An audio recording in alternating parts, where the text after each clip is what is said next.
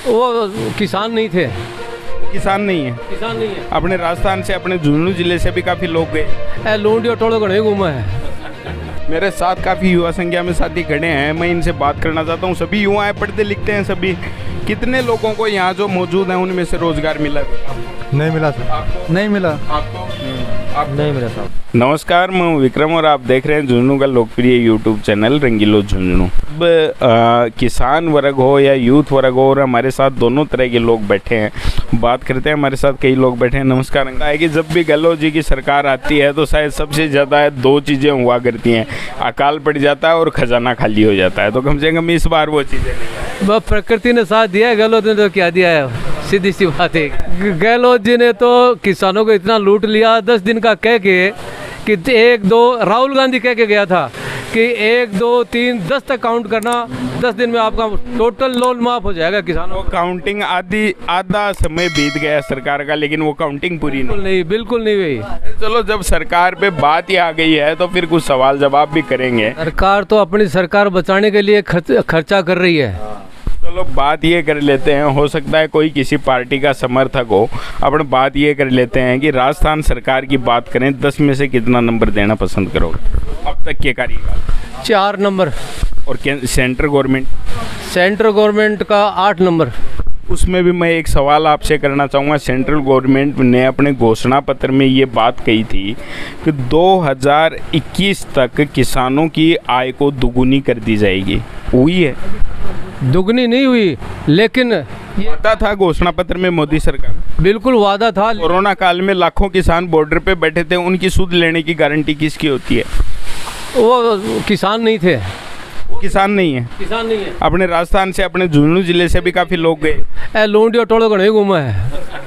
उनकी मांगे क्या आपको पता है? हाँ। आप कह रहे हो हमें फायदा नहीं चाहिए, मैं कह रहा हूँ नहीं, आपका फायदा मैं करके रहूंगा। क्यों? ये किसान नहीं बोल रहे कि हमें फायदा नहीं चाहिए, लूंडियो टोलो बोल रहे हैं कि मान फायदों को जमाने के उसमें यूपी में फायदा हो रहा है, यहाँ पंजाब में फायदा हो रहा है। किसान सब हट गए इस आंदोलन से। शुरू में तो ये कहा गया था, बोले कि ये पूरा किसान आंदोलन जो है सिर्फ हरियाणा और पंजाब का ही है। आप कह रहे हो हरियाणा में मिसगाइड करके लाया था लाए गए थे इन लोगों को। लेकिन आज भी संख्या उतनी है? नहीं, उतनी संख्या नहीं है। इतनी है संख्या? नहीं, ये तो मैं दावे से कह सकता हूँ। आप अपने सोशल मीडिया चलाते हैं, आप उठा के देखिए, संख्या वही है। अभी 3 दिन पहले करनाल में जो हुआ है उसमें लाखों लोगों की संख्या थी, उसमें से हजारों लोगों की चोटें आई हैं। वो कहाँ से? नहीं, वो तो टोलो ही है। टोलो बेड़ो हो गए एक जगह। नहीं, वो कहाँ से? दूसरे देश से थोड़ी है, अपने देश के लोग है। अपने देश में डेढ़ वाड़ों को नहीं गया, सीधी सी बात बताऊं था ना। अपने साथ काफी युवा संख्या में लोग खड़े हैं। मोदी सरकार जब लोकसभा चुनाव में 2019 में आई थी, उनका एक सीधा घोषणा पत्र में सबसे बड़ा वादा था युवा के लिए 2 करोड़ रोजगार देंगे। मेरे साथ काफी युवा संख्या में साथी खड़े हैं, मैं इनसे बात करना चाहता हूँ। सभी युवा हैं, पढ़ते लिखते हैं सभी। कितने लोगों को यहाँ जो मौजूद हैं उनमें से रोजगार मिला भी? आपको? नहीं मिला सर। आपको? नहीं मिला। आपको? नहीं मिला। नहीं मेरा साहब।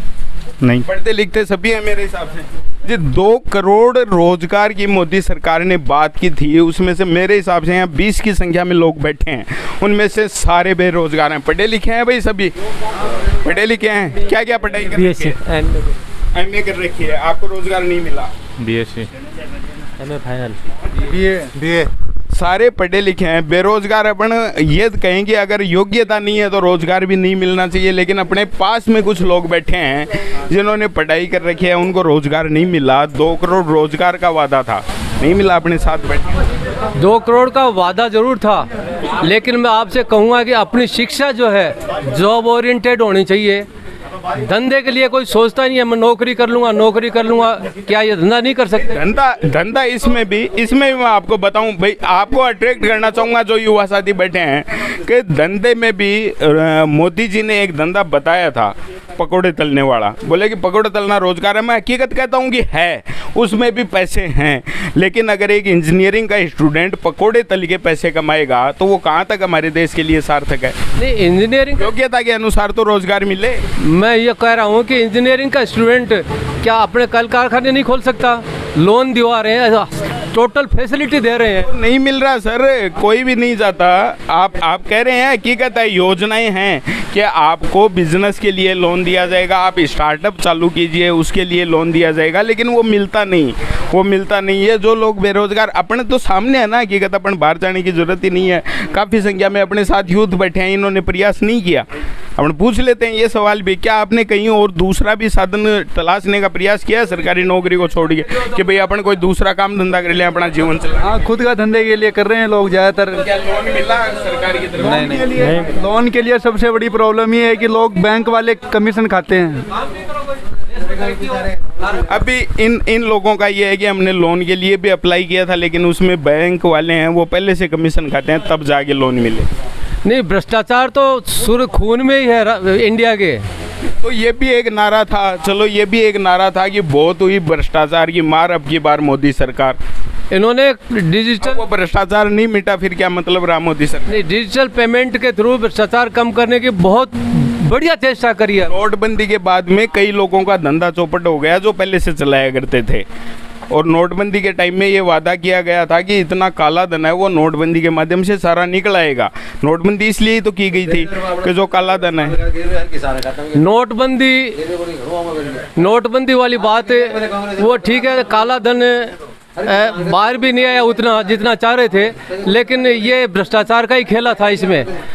एक सीधे तरीके से अगर अपन बात करें तो बात यह है कि सरकारें वादे करती हैं, चाहे वो राजस्थान गवर्नमेंट कांग्रेस की सरकार हो, चाहे कि सेंट्रल गवर्नमेंट बीजेपी की सरकार हो। यहीं राजस्थान सरकार गहलोत जी ने और राहुल गांधी ने यहाँ पे अपने भाषणों में कर्ज माफ़ी की बात कही थी, बेरोजगारी भत्ते की बात कही थी। युवा साथी खड़े हैं, एक बार सबसे एक आवाज़ में पूछना चाहूँगा कि अगर हमारी सरकार बन गई तो बेरोजगारी भत्ता मिलेगा? मिल रहा है? नहीं मिल रहा।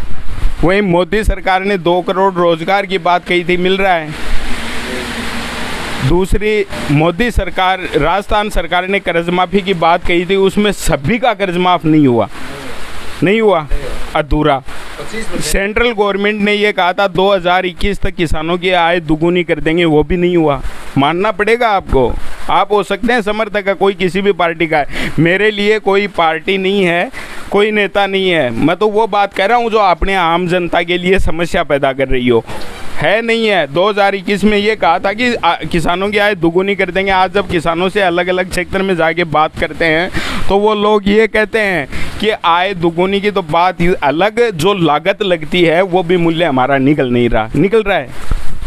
आप जो फसल के लिए खर्चा करते हो उस रकम में आपकी फसल बिक जाती है?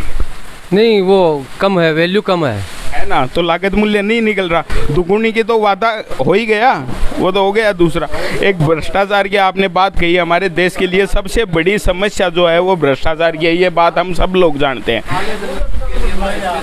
जी जी बिल्कुल।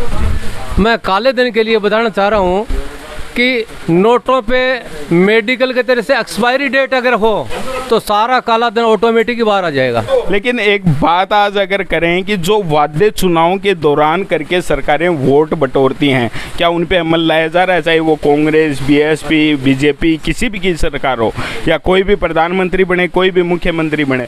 अपने अभी कांग्रेस की सरकार आने वाले दिनों में पलटेगी, कोई और बनेगा, वो भी यही वादे करेगा, अपन लोग वोट डालेंगे। क्या हकीकत में ऐसा होता है? नहीं करते हैं पूरे, नहीं करते हैं वादे पूरे। अगर ऐसे ही कुछ हालात हैं और ये समझने की ज़रूरत है, मेरे दर्शकों से भी निवेदन करूंगा कि इस संबंध में आपको जागरूक होने की ज़रूरत है।